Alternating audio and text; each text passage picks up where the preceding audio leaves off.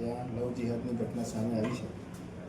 કઈ રીતે આખી આ ઘટના સામે આવી, કોના દ્વારા આજે મહિલા હતી તેના પર દુષ્કર્મનું ફરિયાદ નોંધવામાં ગત 12 સપ્ટેમ્બરના રોજ માંજલપુર પોલીસ સ્ટેશનમાં એક દુષ્કર્મનો ગુનો દાખલ થયેલ છે, જેમાં ફરિયાદીના જણાવ્યા મુજબ ફરિયાદી એ છૂટક મજૂરી કરે છે માંજલપુર જીઆઈડીસીમાં, અને કેટરિંગના વ્યવસાયમાં એમને એક પ્રતિક પટેલ નામના વ્યક્તિનો સંપર્ક થયેલ, જેઓ ખેરડા મસ્જિદ પાસે કરજણ વડોદરાના રહેવાસી છે.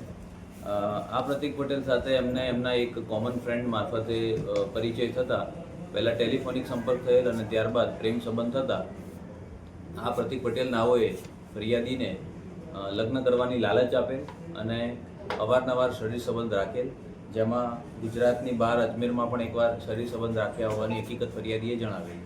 ત્યારબાદ ફરિયાદીને એક સમયે જણાયું કે આ વ્યક્તિ એ ખોટું નામ જણાવેલ છે અને એનું ખરેખર જે નામ છે એ ઇકબાલ રસુલભાઈ પરમાર છે.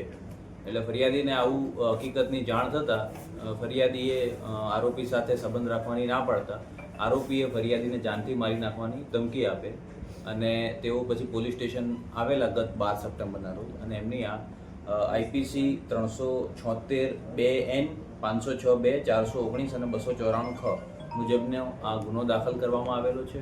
ફરિયાદી અને આરોપી બંનેના મેડિકલ સારવાર કરાવીને આજે આરોપી છે એના 2 દિવસના રિમાન્ડ મંજૂર થયેલા. એ રિમાન્ડ પૂર્ણ થતાં આરોપી હાલ જેલમાં છે અને હાલ તપાસ ચાલુ છે. સાહેબ, તપાસમાં શું બહાર આવ્યું? અન્ય કોઈ મહિલા સાથે આ પ્રકારનું કર્યું એવું લાગ્યું છે? કારણ કે પ્રથમ આ મહિલા છે, લવ જિહાદનું કેસ એવું લાગ્યું છે. ના, એવું કોઈ અન્ય મહિલાઓ સાથે હોય એવું હાલની તપાસમાં આવ્યું નથી. આરોપીનો કોઈ ગુનાહિત ઇતિહાસ હોય એવું? ના, એવું કોઈ ગુનો. અને જે ફરિયાદી સાથે હતા એને પણ કઈ ધમકી મળતી હતી ને એની પણ ફરિયાદ નોંધાઈ છે? ના, એવું કોઈ ફરિયાદી સાથે હોય એવું કોઈ નથી. ફરિયાદીને જેને સપોર્ટ કર્યો જેને ધમકી આપવામાં આવી છે એવી વાત મુજબ જાણવા તો મળે